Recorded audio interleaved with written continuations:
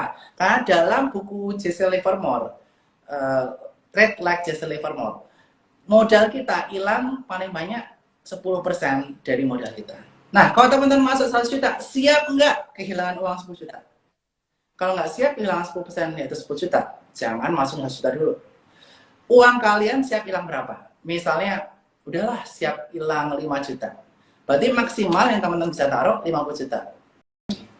Dan juga untuk saat ini, yang sedang menarik-menariknya, ketika komoditi boom berakhir, saham-saham komoditi ini udah mulai breakdown ya. Kita udah lihat. Nah, teman-teman bisa perhatikan sektor properti. Mengapa? Biasanya karena komoditi boom ini, orang-orang banyak cash rich. Cash rich mereka apa? Banyak invest. Invest di mana? Invest di properti. Nah, teman-teman bisa perhatikan sektor-sektor properti. Mungkin sebelum itu, kami ingin tahu nih, nggak cuma aku, tapi teman-teman di sini, tentang pengalaman awal nih berinvestasi di pasar modal Mas Bernard ini, dari kapan dan seperti apa akhirnya mengenal dunia investasi saham, Mas Bernard? Oke, jadi pengalaman aku berinvestasi awal mulanya karena di tahun 2013 saya knowledge-nya masih minim. Di tahun 2013 sampai tahun 2016 aku tuh mulai investasinya nggak langsung ke saham. Karena aku belum tahu caranya bagaimana memilih saham, kapan entry exit-nya. That's why di tahun 2013 ketika pas saya kebetulan bekerja di custodian bank, bank kustodian, saya lihat nih, wah banyak reksadana yang return-nya lebih besar di deposito atau daripada kita ditaruh di account saving account. Nah, that's why di tahun 2013 saya masuk di reksadana dan ternyata 3 tahun dari 2013 sampai 16 ceritanya luar biasa di kisaran 60 sampai 70%. Bersyukur banget Mbak Friska. That's why di tahun 2016 ketika ada opportunity untuk join salah satu sekuritas di Indonesia, saya tertarik banget karena saya pengen langsung terjun investasi saham sendiri, masak sendiri, bukan dimasakin koki atau fund manager. Sehingga 2016 lah saya mulai investasi dan trading saham, begitu Mbak Friska.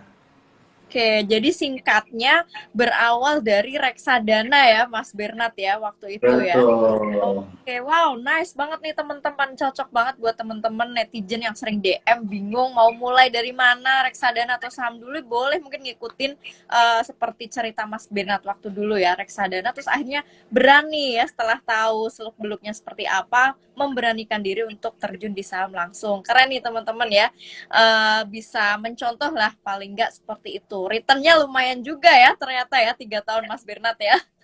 Ya, sekarang mungkin tahun 2013 waktu itu kan ada krisis juga ya, ada mini crash. Iya. Jadi hoki aja waktu itu mulainya 2013, 2015 juga crash, beli-beli terus strategi dollar cost averaging, 2016 mulai bullish dan waktu itulah portofolio menghijau dan puji Tuhan returnnya luar biasa. Wah, Masya Allah, keren-keren. Nah, di 2016 ini akhirnya mulai terjun meniti karir nih ya di dunia pasar modal. Boleh mungkin ceritakan kenapa sampai tertarik ya terjun berkarir di industri ini, sampai akhirnya sekarang dipercaya sebagai untuk menjadi CEO di salah satu perusahaan sekuritas yang ternama lah di Indonesia. Masih usia di bawah 30 dan udah menjadi CEO, ini sungguh sesuatu yang langka ya kalau di Indonesia, kecuali kita mendirikan perusahaan sendiri ya langsung jadi CEO. Tapi ini Mas Bernard benar-benar diberi kepercayaan ya, makanya sampai bisa masuk apa namanya Forbes ya, itu keren Iya. banget. Nah, boleh diceritakan dong Mas Bernard? Awal mulanya aku belajar saham itu karena aku mengerjakan development aplikasi online trading bersama teman-teman dari IT dan juga developer. Nah, di situ ketika mengerjakan aplikasi, mau nggak mau saya harus terjun langsung di trading. Supaya apa? Supaya saya tahu kebutuhan user atau pengguna atau customer itu seperti apa. Supaya mereka bisa investasi atau trading saham secara tepat dan akurat, serta istilahnya stabil aplikasinya. Nah, dari situ saya pertama-tama saya harus belajar nih. Oh, jadi aku harus mulai trading supaya aku bisa ngerasain sensenya nih. Apa bugs di aplikasi, apa gangguan di aplikasi yang membuat trading kita terhambat. Nah, awal mulanya saya pertama kali trading itu belum tahu apa-apa. Jadi saya pilih saham yang aman-aman dulu. Saham pertama saya waktu itu adalah BBRI. Karena mengapa? Karena saya lihat tren jangka panjang BBRI terus naik ya waktu itu, dan juga earning per share-nya terus bertumbuh. Dan juga BRI waktu itu murah harganya, plus cabangnya di mana-mana, sehingga potensi terdisrupsi menurut saya sangat minim. Akhirnya saya mulai dari BRI. Tetapi seiring berjalannya waktu, saya merasa bahwa kalau invest di BRI aja, mungkin nanti kedepannya saya nggak akan tambah ilmu, tambah knowledge, diskualitas juga begitu-begitu aja, dan saya nggak punya exposure sama saham-saham lain. Nah, that's why saya mulai belajar mengenai teknik analisis pertama kali. Jadi, untuk menentukan kapan area entry dan exit. Dan saya ikut berbagai macam kelas saham juga kayak teman-teman, di mana di kelas saham itu saya juga mendapatkan banyak fondasi untuk saya melakukan trading, mulai belajar mengenai chart pattern, candlestick, dan lain sebagainya. Tetapi ada cerita juga nih Mbak Friska. Di kisaran Ya, tahun apa itu cerita apa? 2019, aku waktu itu beli saham yang third-liner, yang volatilitas tinggi tanpa saya memperhatikan fundamental. Nah, Iya. ternyata dari situ saya belajar, wah kalau saya beli saham yang nggak ngerti perusahaannya itu apa, saya merasa kurang aman, kurang nyaman, karena pernah mengalami kejadian waktu itu ARB 25%. Sekarang teman-teman beruntung Masih ya masih ARB-nya simetris ya. masih simetris. Sekarang asimetris, teman-teman beruntung lah 7%. Waktu itu Iya. asimetris, simetris waktu itu. Jadi bisa Hmm. waktu itu sahamnya rugi 25% dan bisa berhari-hari. Nah dari situ saya belajar, wah kalau saya nggak ngerti fundamental mengenai perusahaan itu nggak wise juga. That's why saya mendalami juga mengenai top down analysis untuk melakukan screening terlebih dahulu mengenai saham apa yang saya beli. Nah, saham-saham yang saya beli itu biasanya seperti apa? Biasanya ada turnaround story atau ada turnaround dari sisi earnings-nya, kemudian prospek bisnisnya ke depannya bagus, good corporate governance, dan tentu saja saya pilih perusahaan yang utangnya rendah, yang bisa kita lihat dari debt equity ratio. Nah, oleh karena itu dari situ baru saya menentukan entry dan exitnya menggunakan technical. Dan puji Tuhan di tahun 2016 sampai 2019 dari sisi karir tidak hanya portofolio juga mengalami pertumbuhan, di mana saya diangkat menjadi head of business development di tahun 2018, kemudian saya menjadi head of equity retail dan juga business development tahun 2019, dan di tahun 2020 akhirnya diangkat menjadi direktur equity dan akhirnya menjadi CEO di salah satu perusahaan sekuritas di Indonesia. Dan saya juga memiliki visi misi sama nih kayak Mbak Friska, karena kita nyambung. Kita ingin meningkatkan literasi dan inklusi keuangan buat masyarakat secara luas dengan tujuan apa? Dengan tujuan supaya anak-anak muda followers ngerti saham nggak cuma mikirnya spending mulu, tapi kita mikir investasi supaya kita bisa mencapai financial goal dan financial freedom secara lebih awal daripada waktu seharusnya, daripada kalau kita cuma nabung doang, kita nggak ada greget investasi, ujung-ujungnya malah kita bukan belanja saham, belanja barang-barang konsumtif. Seperti itu Mbak Friska. Wow, keren banget ini perjalanan karirnya. Karena aku pribadi jujur masih inget banget kalau nggak salah 2017 mungkin ya, yang waktu itu Yes. kita ngisi seminar bareng ya. Itu Mas Bernard belum jadi CEO. Saya nggak nyangka ternyata saya sepanggung sama calon CEO waktu itu. Iya. Saya waktu itu masih head of business development di kisaran Iya, betul. 2017-2018. Makanya, wah, Dan saya waktu idola itu lebih technical waktu itu saya sharingnya, karena saya waktu itu belum Oke. ada conviction mengenai fundamental, tapi seiring berjalan waktu akhirnya wow, both of them is really important buat kita untuk menjadi seorang investor maupun trader yang sukses begitu. Oke, jadi boleh aku simpulin Mas Bernard ini mungkin ya mirip-mirip kayak aku juga ya. Kita jangka panjang iya, tapi juga kita belajar teknikal sesekali untuk masuk time entry atau exitnya juga iya. Karena memang basicnya kan fundamental dan teknikal ya Mas Bernard ya di pasar modal ini Betul. paham. Dan Nah, di buku itu. ini nanti akan dijelaskan juga mulai dari basic bagaimana kita melakukan pemilihan atau screening saham, top dan analysis dan Hmm. sebagainya, dan juga kapan entry exitnya. Nah, semuanya di buku ini juga akan jelasin. Wah, keren-keren. Oke, nah boleh ini nggak jadi kepo nih, selama dari berarti 2016 sampai sekarang, boleh spill nggak, ada nggak sih sektor-sektor favoritnya yang udah jadi apa ya, favorit lah semacam itu buat Mas Bernard sendiri? Kan dari sekian sektor biasanya tuh tiap orang ada nih favoritnya. Ada nggak Mas Bernard? Kalau dari aku pribadi, sektor favorit tentu saya sektor perbankan ya, terutama Oke. perbankan buku 4 yang secara infrastruktur bisnis sudah cukup kuat, sehingga sangat sulit untuk perusahaan-perusahaan lain mendisrupsi perbankan ini. Mengapa demikian? Karena tentu saja investor itu akan tertarik kalau melihat perusahaan yang dia miliki itu terus bertumbuh. Kalau perusahaan yang dibeli itu terus bertumbuh dari si earnings, profitabilitas, dampaknya apa? Mereka nggak mau jual sahamnya. Yang ada mereka mau nambah. Dan karena supply-nya terbatas, mereka maunya nambah terus. Jadi otomatis kalau ada orang mau beli saham tersebut, apa? Pasti harganya naik. Yang jualan dikit, yang beli banyak. Hukum ekonomi lah. Semakin Ya. banyak permintaan tapi supply-nya dikit, harganya mengalami kenaikan. That's why saya paling suka sektor perbankan. Dan juga tiang panjang pertumbuhan ekonomi Indonesia untuk saat ini masih di sektor perbankan ya. Karena mengapa? Karena ketika krisis atau COVID ini berakhir, contohnya kredit meningkat pesat. Dan kredit meningkat Ya, pesat ini mengakibatkan perekonomian di Indonesia juga semakin meningkat. Karena banyak usaha-usaha betul. mulai bangkit, banyak orang-orang yang tadinya di layoff bisa bekerja lagi, kemudian mereka punya daya beli dan lain sebagainya. Akhir-akhirnya ekonomi Indonesia semakin maju. That's why saya paling suka sektor perbankan karena dia juga paling solid di dalam jangka panjang. Oke, oke. Wah, ini yang satu ini aku juga, kita kurang lebih sama lah ya untuk sektor favoritnya. Nah, itu teman-teman ya udah di-spill langsung dari CEO langsung nih. Salah satu sektor favoritnya ternyata finance atau perbankan. Bisa jadi apa ya, pertimbangan juga lah buat teman-teman di sini. Nah, tadi melanjutkan mungkin di beberapa kolom komen tadi aku sempat baca juga ada yang nanya money management. Nah, Oke. selama ini gimana nih tipsnya money management ala Mas Bernard? Karena money management itu biasanya nanti akan bersinggungan juga dengan psikologi kita dalam hal investasi. Ya, betul sekali Mbak Friska. Jadi kalau buat rekan-rekan sekalian, aku selalu suggest nih Mbak Friska. Pisahkan antara rekening yang untuk investasi dan juga trading. Kenapa? Karena mindsetnya berbeda. Investasi untuk jangka panjang, kita cari perusahaan yang terus bertumbuh atau rutin bagi dividen.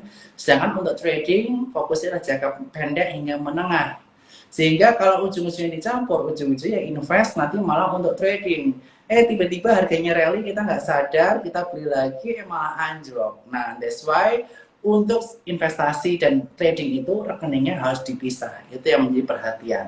Nah, kemudian porsinya banyak investasi atau trading. Nah, kalau teman-teman yang lebih banyak bekerja, saya yakin teman-teman ngerti saham ini banyak profesional, pebisnis yang masih banyak bekerja. Kalau waktunya lebih banyak di bisnis dan nggak banyak ngamatin market, exposure sebaiknya sekitar 70%, 30%. 70% investasi, 30% untuk trading supaya teman-teman dapat sense di market juga. Tradingnya pun kalau teman-teman banyak di kerjaan, better yang swing aja, yang kita lihat candle akhir hari. Nah, kalau teman-teman punya banyak waktu di market nih, contohnya ibu rumah tangga atau teman-teman yang istilahnya udah mendapatkan penghasilan pasif dari bisnisnya, bisa exposure-nya ditingkatkan. Misalnya sampai 50% investasi, 50% trading, seperti itu. Dan untuk trading sendiri, sekali lagi saya mengingatkan bahwa kita harus namanya melakukan money management, diversifikasi di sektor yang berbeda-beda. Karena biasanya ketika satu saham di suatu sektor tertentu turun, saham-saham di sektor yang lain pun, di sektor yang sama, di saham yang lain pun juga akan turun. That's why sebaiknya diversifikasi untuk trading dengan porsi yang sama. Kalau saya biasanya 20%, 20% masing-masing saham. Dan batasi risiko itu penting karena di buku Trade Like Jesse Livermore, jangan kehilangan modal kamu lebih dari 10%. Jadi batas cut loss maksimal 10%, cut loss ya pindah ke saham yang lain yang lebih berpotensi. Dan untuk melakukan penjualan saham ya kita juga harus disiplin. Ketika trennya mulai berbalik arah, patah tren atau ada tanda-tanda bearish reversal pattern yang semuanya ada di buku ini, teman-teman bisa langsung lakukan penjualan dan itu tentu saja menarik lah buat teman-teman untuk trading. Nah, kalau investasi gimana? Investasi teman-teman bisa melakukan namanya strategi dollar cost averaging. Pertama saham-saham yang teman-teman percaya long termnya bagus. Kayak saya, contohnya BRI BCA, saya dual cost averaging. Tapi kadang-kadang saya nggak sebulan sekali, saya 3 bulan sekali atau 6 bulan sekali. Saya biasanya lihat momen, biasanya saham-saham perbankan itu jatuh di bulan Mei sama Oktober. Saya ancer-ancer dekat-dekat 2 bulan tersebut, saya akan mulai beli cicil di setahun 2 kali itu. Jadi teman-teman bisa perhatikan. Tapi sekali lagi risk profile tiap orang beda-beda ya. Jadi sekali lagi disclaimer, ini merupakan keputusan atau pendapat pribadi saya mengenai investasi, pengalaman pribadi. Jadi mungkin ambil aja yang cocok buat teman-teman. Seperti itu, Friska. Oke, wah itu jangan banget ya teman-teman dari Mas Bernard yang memang sudah berpengalaman lama dan sampai saat ini ya masih menekuni sebagai investor di pasar modal khususnya di saham ini. Bisa diterapin tuh teman-teman ya, tinggal sesuaikan dengan mungkin risk profile dan juga dari sisi waktu, bener banget itu ya, jangan memaksakan sih ya, kalau dari Afri juga kurang lebih sama, jangan memaksakan ya, kalau memang pekerja full segala macam boleh tadi 70 30 dan seperlunya. Buat teman-teman Mince ingetin lagi ya, nanti di akhir bakal dipilih 5 pemenang giveaway buku dikirim langsung nih dari Mas CEO ya, Mas Bernard, buku Merdeka Finansial dengan Berinvestasi Saham. Jadi boleh silahkan berlomba-lomba tanya ya, nanti Mince kurasi, nanti akan random pick ya, kita pilih. Kemudian nih, Mas Bernard, kalau kita ngobrolin Merdeka Finansial ya, mungkin ini agak OOT juga. Kalau Merdeka Finansial versi Mas Bernard itu yang seperti apa sih, kalau aku boleh tahu dan teman-teman juga mungkin pengen tahu gitu. Oke. Kalau Merdeka Finansial menurut pandangan saya adalah kita memiliki kebebasan untuk memilih. Karena kita sudah keuangannya tidak bergantung dengan orang lain.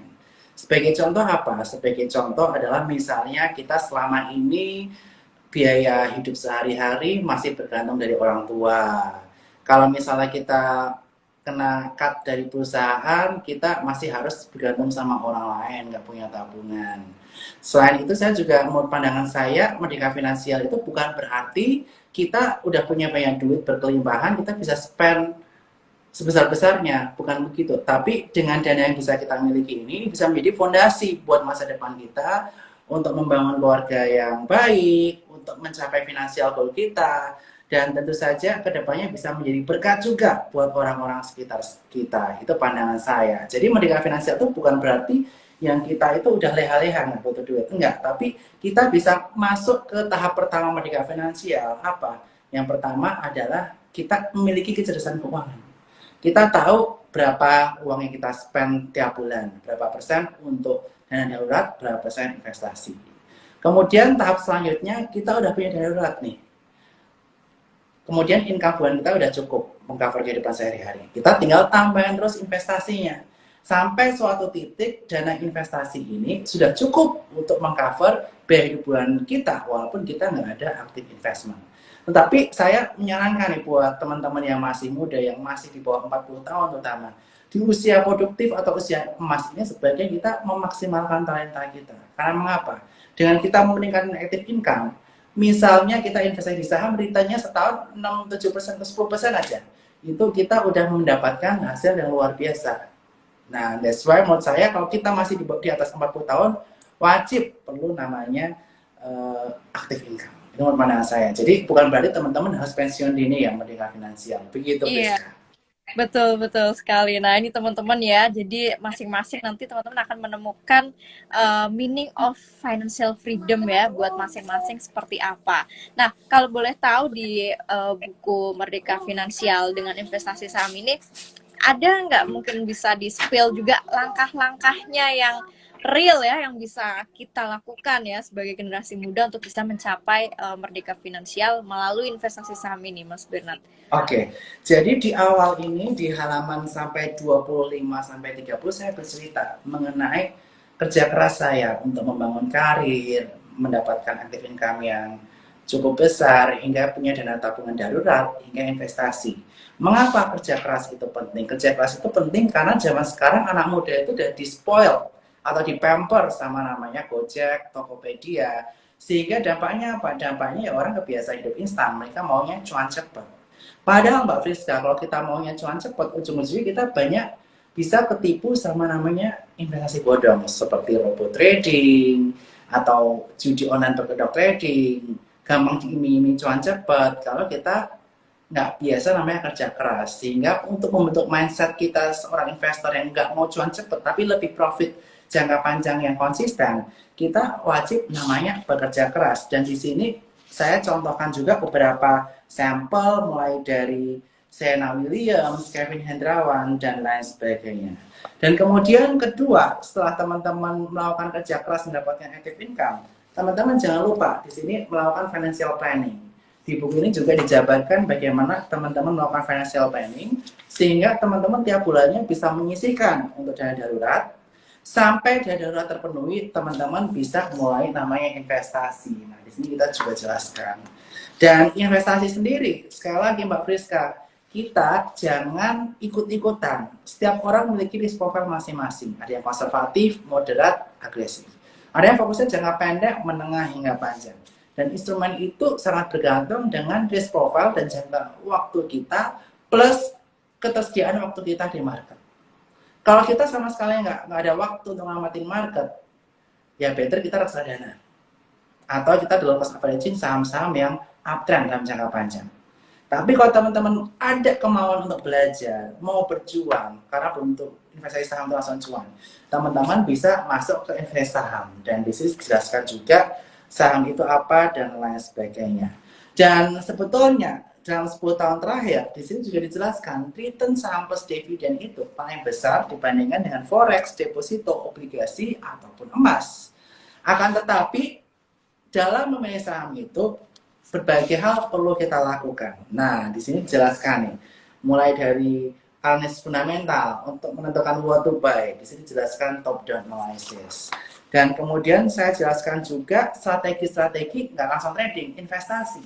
Investasi itu ada apa? Ada yang value investing, kemudian ada income investing, growth investing. Dan buat teman-teman yang ingin lebih akurat menentukan waktu entry dan exit-nya, di sini bisa dibantu dengan teknik analisis.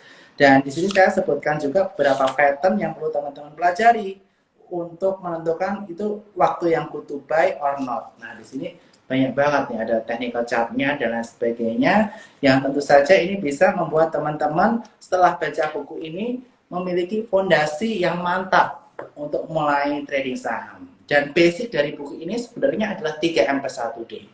Yang pertama mindset, mulai dari kerja keras, nggak mau cuan instan, fokus profit konsisten jangka panjang, metode belajar fundamental teknik analisis, dan yang terakhir money management. Di terakhir saya jelaskan juga jangan sampai kehilangan 10% dan lain sebagainya. Saya jelaskan di part terakhir ketika proses money managementnya seperti itu. Wah, oke, siap-siap. Nah, itu highlight-nya ya, teman-teman ya. Beberapa langkah yang Mas Bernard bagikan, bahkan ditulis detail di bukunya ya, tentang gimana nih step-step teman-teman biar bisa mencapai financial freedom melalui atau dengan berinvestasi saham. Nah, teman-teman bisa beli juga di Gramedia ya, Mas Bernard ya. Kita kan kebetulan kami satu penerbit ya dari Alex Media. Bisa ke Gramedia ataupun ke online store-nya juga. Nah, ada tuh Merdeka Finansial dengan investasi saham ya. Pastinya bulan ini lagi menduduki peringkat atas terus nih bukunya Mas Bernard. Terima kasih Mbak Friska.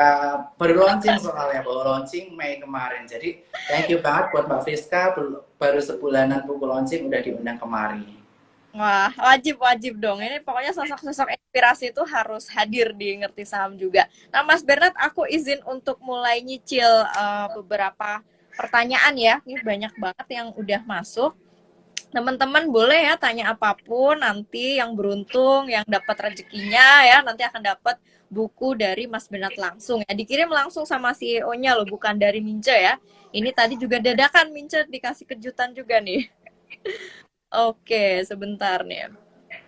Ada pertanyaan bagus tadi. Nah, dari Mas Christian mungkin. Tips strategi buat dollar cost averaging saham investasi di saat market sedang bearish atau mungkin di saat-saat seperti sekarang lagi volatil seperti ini, Mas Bernard. Oke, jadi strategi investasi itu ada dua ya, ada yang dollar cost averaging dan lump sum. Dollar cost averaging itu apa? Kita beli sahamnya secara rutin, baik secara bulanan, 3 bulan sekali, atau 6 bulan sekali dengan nominal yang sama. Nah, ini metode dengan rewardnya terbatas, tapi risikonya juga terbatas. Kenapa? Karena harga beli kita akan di average tiap bulannya. Misalnya tiap tanggal 25 habis gajian kita belanjaan ini, pas banget habis gajian kita belanja dengan nominal yang sama, ujung-ujungnya kita dapat average price, dan ketika market lagi bullish, teman-teman beli saat bearish begini malah bagus. Teman-teman bisa mendapatkan profit, dan teman-teman kalau memang ingin melakukan taking profit juga dipersilahkan.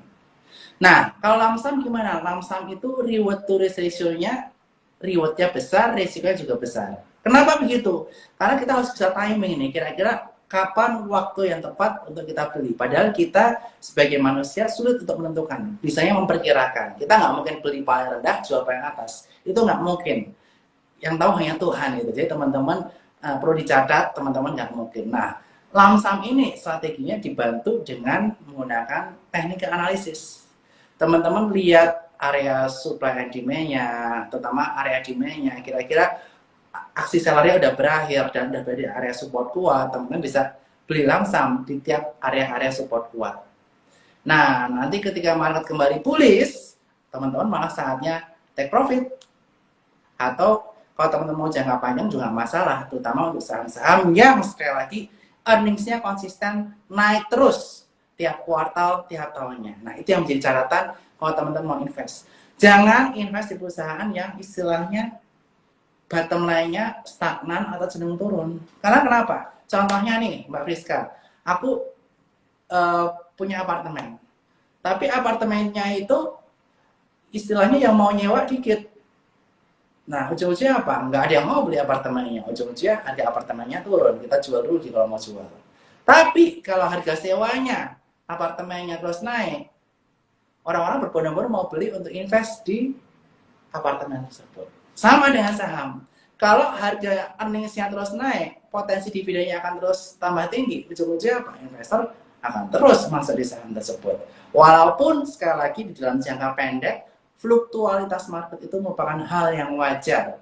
Itu yang perlu diperhatikan oleh investor, sehingga jangan panik kalau teman-teman memiliki mental seorang investor. Siap Mas Bernard. Nah, itu teman-teman ya, semoga terjawab nih buat beberapa yang menanyakan hal yang serupa. Nah, ini ada pertanyaan dari Mas Arik nih. Sebaiknya profit hasil trader digunakan untuk trading kembali atau sebaiknya ditarik saja? Nah, ini buat yang trader biar istilahnya nggak kegulung lagi kayak gitu cuannya. Oke, jadi untuk teman-teman trader, kembali lagi sesuaikan dengan trading plan ya. Nah, kalau teman-teman pengen take profit, boleh. Kapan area taking profitnya? Di buku Merdeka Finansial saya jelaskan area taking profitnya. Dan kemudian profitnya ini sekali lagi teman-teman tentukan sendiri. Kalau teman-teman dari awal menentukan, wah modalku segini, sisanya aku pasti tarik-tarikin terus. Ya teman-teman komit dengan apa yang teman-teman set di awal. Tapi kalau teman-teman nggak ada kebutuhan dan memang ingin mengakumulasi aset atau wealth teman-teman secara lebih cepat ke depannya, dimasukin nggak masalah lagi. Tetapi sekali lagi perhatikan market. Kalau market udah berada di area resisten atau top, dan teman-teman melihat pattern yang mulai berbalik arah seperti saat ini, ya teman-teman rest cash dulu lah, cashnya ntar dinikmati untuk kehidupan sehari-hari atau masukin di deposito yang lebih aman atau saham-saham yang lagi murah. Nah, ini bergantung lagi dengan risk profile dari teman-teman sekalian.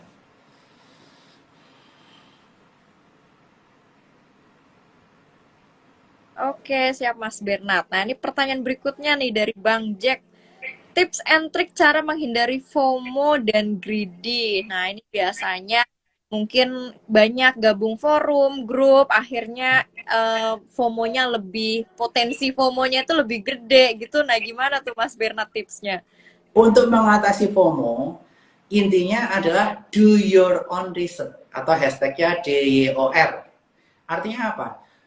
Tentu saja kita melihat saat ini banyak orang-orang, teman-teman yang suka sharing mengenai portofolio mereka, saham mereka di sosial media, Instagram, Twitter, TikTok, dan lain sebagainya. Tetapi sekali lagi, mereka waktu membeli pasti sudah melakukan research dan harga beli mereka bisa berbeda dengan kita. Nah, oleh karena itu, karena harga belinya berbeda, resikonya pun berbeda. Plus, Kalau kita belinya ikut-ikutan, kita nggak punya trading plan, kita nggak tahu kapan jualannya. Padahal orang yang di TikTok segala macam itu, kalau mereka jualan, mereka nggak akan info kalian juga kan. Nah, that's why do your own research, itu paling penting. Karena ujung-ujungnya kalau rugi, yang rugi kalian juga. Begitu. Siap, siap Mas Bernard. Nah, pertanyaan menarik juga nih dari Mas Adi. Bagaimana caranya agar terjaga psikologisnya di saat market seperti sekarang ini ya? Mungkin teman-teman yang baru mulai di angkatan corona menghadapi market yang volatil seperti sekarang, ini biasanya psikologisnya masih ngambang-ngambang tuh. Gimana tipsnya Oke. Mas Bernard? Jadi kita lihat ya IHSG kemarin udah patah moving average 100-nya di kisaran area 6960 dan hari ini patah atau breakdown the support di area 6930 tutup di area 6919-an. Support selanjutnya ada di area 6830. Nah, udah ada tanda kembalikan arah, pola double top. Gimana? Apa yang perlu kita lakukan? Kita jangan ngebet kalau teman-teman yang trading di kondisi market seperti ini. Potensi risk dibanding rewardnya, lebih banyak risknya. Kalau teman-teman ingin memaksakan trading, kurangi porsinya. Maksimal 25-50% dari total cash teman-teman yang ada di ADN. Untuk yang trading. Tetapi untuk yang invest, teman-teman bisa mulai beli cicil di area-area support kuat. Tetapi belinya jangan langsung. Di area support atas kita belinya dikit. Semakin ke bawah, kita belinya semakin besar. Sehingga money management penting untuk trading maupun investasi di kondisi market seperti ini. Secara psikologis, tentu saja teman-teman akan panik. Kalau duit yang teman-teman masukin kebanyakan. Nah, oleh karena itu, start small dan masukin kecil-kecil dulu aja kalau kondisi market begini. Supaya mental teman-teman nggak terganggu dan produktivitas kerja teman-teman juga nggak terganggu. Begitu, Rizka. Nah, ini ada yang kepo juga nih dari Mbak Rahma. Modal awalnya berapa Mas waktu mulai investasi saham? Karena kan banyak teman-teman di sini juga mereka yang memulai baru dari status mahasiswa, pelajar bahkan udah mulai. Penasaran juga kepo. Dulu Mas Bernard mulai start dari berapa Mas? Kalau saya mulai, ya waktu itu kan saya udah kerja 3 tahun ya, jadi udah lumayan lah. Iya. Tapi sekali lagi, saya ingin sampaikan bahwa kalau kita invest itu jangan ikut-ikutan. Misalnya saya mulai 100 juta nih, teman-teman jangan ikutan 100 juta, karena risiko yang saya tanggung belum tentu cocok sama yang teman-teman tanggung. Mengapa? Karena dalam buku Jesse Livermore, Trade Like Jesse Livermore, modal kita hilang paling banyak 10% dari modal kita. Nah, kalau teman-teman masuk 100 juta, siap nggak kehilangan uang 10 juta? Kalau nggak siap kehilangan 10% yaitu 10 juta, jangan masuk 100 juta dulu. Uang kalian siap hilang berapa? Misalnya, udahlah siap hilang 5 juta. Berarti maksimal yang teman-teman bisa taruh 50 juta. Belum sanggup 5 juta, 1 juta. Masukin dulu 10 juta. Sesuaikan dengan kesiapan mental teman-teman hilang duit berapa. Karena mengapa? Karena investasi atau trading saham bukanlah tanpa risiko. Fluktualitas merupakan hal yang wajar dalam jangka pendek menengah. Seperti itu. Oke. Siap, siap, siap. Nah, ini dari Mbak Francisca nih, mungkin yang sedang berkarir nih. Pernahkah Ko Bernard mengalami titik jenuh di pekerjaannya saat ini? Kan biasanya teman-teman milenial atau Gen Z sekarang kan dikit-dikit pengennya healing ya, mungkin pas lagi jenuh segala macam. Nah, gimana nih tipsnya mengatasinya nih kalian? Saya juga sering healing kok, Mbak Friska, nggak masalah. Yang penting ini, teman-teman harus punya purpose dan goal di dalam hidup, di dalam pekerjaan teman-teman. Jangan kerja sekedar kerja, pulang berangkat kerja, ngerjain tugas balik. Kenapa? Kalau teman-teman nggak punya purpose, punya goal dalam hidup, ujung-ujungnya teman-teman akan cepat capek, cepat bosan, berpindah dari satu pekerjaan ke pekerjaan yang lainnya, dan teman-teman nggak akan mencapai potensi maksimalnya. Karena belum pindah, adaptasi lagi. Resign lagi, pindah lagi, adaptasi lagi. Sehingga teman-teman nggak bisa sampai potensi maksimal. Nah, kalau aku pribadi, aku punya purpose and goal, yaitu ingin mengedukasi anak-anak muda, terutama perantauan nih, Mbak Friska. Karena aku dari Jogja, pertama kali itu aku datang ke Jakarta. Di Jakarta, gaya hidupnya beda banget sama Jogja. Akhirnya kepengen beli ini itu, makan sini-situ. Ujung-ujungnya tabungannya terkuras, nggak bisa investasi, konsumsi doang. Akhirnya waktu 3 tahun kerja kok cuma segini, tabungannya harus bisa lebih banyak. Nah, ujung-ujungnya nyesel. Nah, aku ingin memberikan inspirasi kepada anak muda bahwa kalian itu gaya hidup sekarang itu bukan cuma spending loh, tapi investment is also cool. Investment adalah merupakan bagian dari lifestyle kita. That's why aku juga menginisiasi banyak kafe saham, gym saham dengan tujuan apa? Yang mengingatkan orang yang di kafe dan gym jangan makan doang, jangan nge-gym doang, tapi ingat kesehatan finansial karena ini yang akan menentukan kebahagiaan teman-teman salah satunya di masa yang akan datang. Walaupun uang bukan segalanya, tapi salah satu faktor yang menentukan kita bisa bahagia kalau kita memiliki uang yang cukup untuk kebutuhan hidup sehari-hari kita, apalagi kalau bisa berlebih seperti itu. Mantap, betul. Nah, itu teman-teman ya yang sering ngeluh galau kerjaan segala macam, denger itu tadi kata Mas Bina. Tenang aja, nanti IG live-nya Mince Save ya di IGTV. Nah, ini ada pertanyaan dari Mas Agra nih. Mas Benat, benarkah alumni ITB Tekim? Tolong share pengalamannya dong. Mungkin maksudnya pengalaman bisa sampai seperti sekarang di industri pasar modal, gimana tuh inline-nya, linearnya? Oke, jadi begini Mbak Friska. Kita itu harus tahu makroekonomi karena salah satunya untuk menentukan karir kita. That's why aku senang banget di saham itu kita nggak cuma dapat cuan, tapi kita dapat knowledge. Ini yang teman-teman perlu banggakan juga, teman-teman user investor.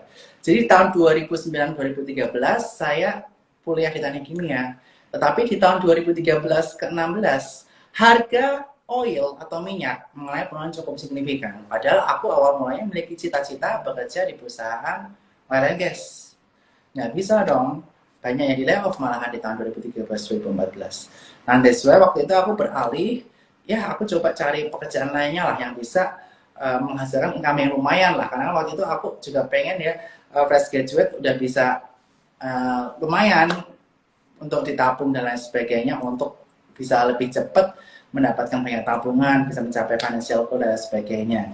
Nah, akhirnya aku memilih antara konsultan atau perbankan dan akhirnya waktu itu yang diterima pertama di perbankan dan saya bersyukur di bank tersebut, bank nasional internasional tersebut saya belajar fondasi-fondasi mengenai sistem perbankan, operasional perbankan, kemudian sales and marketing di perbankan, sehingga ilmu ini saya implementasikan untuk masuk ke sekuritas sehingga puji Tuhan kita growth-nya lumayan dan teman-teman di Cuan Troopers juga mendapatkan manfaat dari pengalaman-pengalaman saya. Itu yang saya alami Mbak Friska. Dan intinya teman-teman kalau kuliah Tekim bisa nggak ke kerjaan pasar modal atau yang lainnya? Yeah. Bisa. Asalkan kita semua mau belajar dan berusaha dan mau beradaptasi. Itu paling penting. Adaptasi merupakan kunci sukses di zaman sekarang, apalagi perubahan sangat cepat. Betul. Bener banget ya, emang kuncinya ada di situ. Perubahan semakin kesini tuh semakin cepat banget, mau tidak mau kita yang dituntut untuk bisa mengikuti perkembangan dan perubahan itu ya teman-teman. Nah ini ada pertanyaan dari Mbak Erika nih, mindset apa sih yang harus dimiliki oleh investor dan trader? Apa ada perbedaan mindset dari kedua profil itu? Oke, kalau investor, mindsetnya adalah kita beli perusahaan. Oke, jangan beli perusahaan yang nggak kamu ketahui. Oke. Dan ketika teman-teman jadi seorang investor, yang paling penting apa? Perusahaan yang teman-teman beli itu earnings-nya terus bertumbuh. Itu yang pertama yang aku pilih kayak gitu. Earnings terus bertumbuh. Yang kedua, utangnya masih reasonable, nggak banyak utang. Yang ketiga, infrastruktur bisnisnya udah kuat sehingga susah terdisrupsi. Nah, 3 poin ini menjadi landasan saya untuk membeli saham untuk investasi. Dan teman-teman mantaunya gimana? Baca laporan keuangan 3 bulan sekali. Dan investasi, mindsetnya teman-teman jangka panjang. Harus siap-siap kerugian dalam jangka pendek. Dalam jumlah yang lebih besar, dari 10% tadi. Kalau teman-teman trader, mentalnya beda. Teman-teman melihat supply and demand. Walaupun ketika screening, lihat fundamental, menurut saya juga harus. Kemudian teman-teman harus mau namanya disiplin dalam melakukan stop loss. Jangan sampai teman-teman jadi investor dadakan, ujung-ujungnya apa? Ujung-ujungnya tergerus teman-teman modal untuk tradingnya hilang atau nyangkut.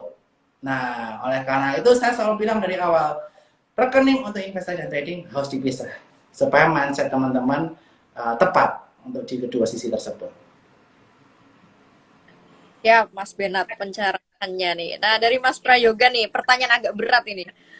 Pak mau tanya gimana peluang di tahun 2023 mengingat adanya gejolak politik ya, karena mungkin masih 2024 sebenarnya, tapi mungkin rame-ramenya udah dari sekarang nih, apalagi mungkin tahun depan. Oke, di tahun 2023 tentu saja politik itu akan menjadi hal yang um, perlu kita waspadai. Ada dua potensi. Satu, stabil. Yang kedua, nggak stabil. Stabil nggak stabil kan tergantung dari apa? Stabil nggak stabil itu, kalau stabil itu biasanya ada satu calon kuat yang sulit dikalahkan yang lain. Sehingga kayaknya yang pasti menang ini deh. Dan nggak banyak serangan-serangan kampanye hitam. Nah, kalau politik stabil, calon pemenangnya udah kira-kira ada, itu bakal membuat market lebih stabil. Tapi kalau banyak serangan sana-sini, sama-sama kuat. Nah, itu biasanya market akan lebih bergejolak. Tapi potensinya bagaimana? Potensinya lebih banyak uncertainty tahun depan. Mengapa? Karena incumbent nggak bisa nyalon lagi. Biasanya kalau incumbent nggak bisa nyalon lagi, market lebih bergejolak. Karena apa? Karena uncertainty. Dan market itu paling nggak suka uncertainty. Takutnya di tahun 2024 nanti banyak perubahan kebijakan yang kurang menguntungkan beberapa sektor. Sehingga banyak orang yang take profit terlebih dahulu. Seperti itu.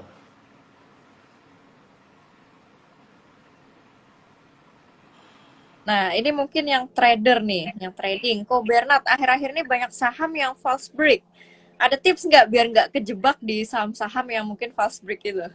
Oke, jadi ketika market sedang kondisi sideways atau cenderung bearish, sebaiknya kita hindari atau kurangilah beli saham buy on breakout.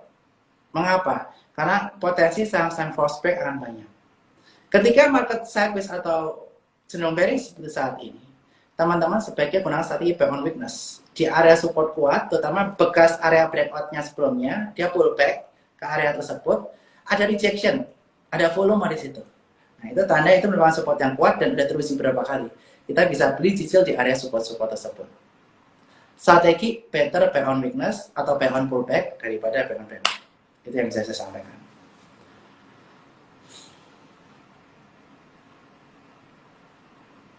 Oke, siap Mas Bernard. Ini satu pertanyaan terakhir nih. Bagaimana tips Ko Bernard untuk sektor-sektor yang perlu dipilih untuk periode investasi yang berbeda? Misal mungkin untuk yang jangka panjang dan juga mungkin menengah atau mungkin untuk trading kayak gitu. Ada nggak tips pemilihan sektor? Untuk jangka panjang, saya masih percaya dengan konsumen ya. Perbankan, seperti yang saya sampaikan tadi. Dan juga untuk saat ini, yang sedang menarik-menariknya, ketika komoditi boom berakhir, saham-saham komoditi ini udah mulai breakdown ya. Kita udah lihat. Nah, teman-teman bisa perhatikan sektor properti. Mengapa? Biasanya karena komoditi boom ini, orang-orang banyak cash rich. Cash rich mereka apa? Banyak invest. Invest di mana? Invest di properti. Nah, teman-teman bisa perhatikan sektor-sektor properti. Dan juga untuk jangka pendek hingga menengah, teman-teman bisa perhatikan sektor-sektor poultry. Karena mengapa? Karena Malaysia nggak boleh impor ayam ke Singapura, impornya sekarang bisanya dari Indonesia. Ini potensi yang menarik untuk poultry dari jangka pendek. Itu yang bisa diperhatikan. Jangka pendek komoditas juga boleh, tapi trading dan batasi risiko. Siap, terima kasih nih Mas Bernard. Nih kayaknya kapan-kapan seru juga kalau kita live khusus bahas sektor-sektor ya. Menarik banget nih kayaknya. Tapi mungkin di lain kesempatan ya, karena tadi udah jadi pertanyaan terakhir teman-teman. Nah, sebelum Mince umumkan 5 pemenang giveaway buku dari Mas Bernard siapa aja, mungkin Mas Bernard alangkah baiknya biar Abdul nih seperti biasa kalau di Ngerti Saham kita tagih nih closing statement alias mungkin semacam wejangan buat teman-teman Ngerti Saham. Oke, buat teman-teman ngerti saham, sekali lagi market sekarang memang lagi berat, tetapi ini merupakan ujian kita sebagai investor, supaya kita menjadi lebih tough, lebih tangguh dalam jangka panjang ke depan, sehingga dari pembelajaran kita di market volatile seperti ini, banyak ilmu yang kita peroleh, menjadi landasan dan fondasi kita di masa yang akan datang. Tapi sekali lagi, di market seperti ini, jangan full exposure, kurangi exposure untuk trading di bawah 50%, 25-50%. Hindari atau kurangi buy on breakout, gunakan buy on weakness. Dan kalau teman-teman investasi, cicil di area support-support kuat dengan strategi piramida. Yang atas paling kecil, yang semakin bawah semakin besar. Dan jangan langsung dihabisin modalnya untuk investasi di kondisi market seperti ini. Seperti itu Pak Friska. Oke, thank you. Nah, kalau mungkin untuk yang teman-teman muda yang masih berkarir nih, biar bisa sesemangat Mas Bernard, boleh juga dong wejangannya Mas Bernard. Dan yang untuk pengen berkarir, intinya yang pertama, ketika teman berkarir harus punya purpose and goal. Tanpa purpose and goal dalam hidup, dalam karir, teman-teman gampang diombang-ambingkan, pindah sana-sini. Dan dengan purpose and goal, teman-teman akan lebih extra mile, punya determinasi ketika bekerja. So, buat teman-teman sekalian, jangan hanya mengejar uangnya saja, tapi kejar purpose and goal-nya dalam hidup. Karena itu yang bikin kita lebih satisfied, lebih happy daripada uangnya saja atau gajinya aja. Intinya seperti itu. Oke, thank you sekali nih Mas Bernard, keren banget insight-insight IG Live kita malam hari ini. Tentunya nanti teman-teman bisa replay ya di IGTV yang bakal Mince Step setelah ini. Mas Bernard, aku izin untuk umumin 5 pemenang nih ya, yang bakal dapat bukunya. Nanti buat yang Mince sebutkan nama-namanya, boleh langsung DM ke Ngerti Saham ya. Nanti akan kita pandu untuk gimana cara klaim giveaway bukunya. Yang pertama ada Mas Arik Seno, ya, Mas Arik Seno. Kemudian yang kedua ada Mbak Francisca_Sieni. Yang ketiga ada Bang Jack_oke, Bang Jack ya. Yang keempat ada Mas Christian Kor 222, dan yang terakhir kelima ada Mas, mungkin ini Mas ya, Mas Adi Aja. Nah, itu dia 5 pemenang ya yang berhasil mendapatkan buku dari Mas Bernard langsung. Silakan nanti DM ke Mince, nanti kita akan bagi infonya. Buat Mas Bernard, thank you banget ini sharing-sharingnya. Nggak berasa udah hampir sejam ya kita ngobrol-ngobrol gini. Next time mungkin bakal kita undang lagi tentunya dengan topik yang berbeda. Maaf ya, backsong di sini biasa anak-anak. Nggak apa-apa. Pekerjaan seorang ibu. Iya. Oke. Thank you banget ya Mas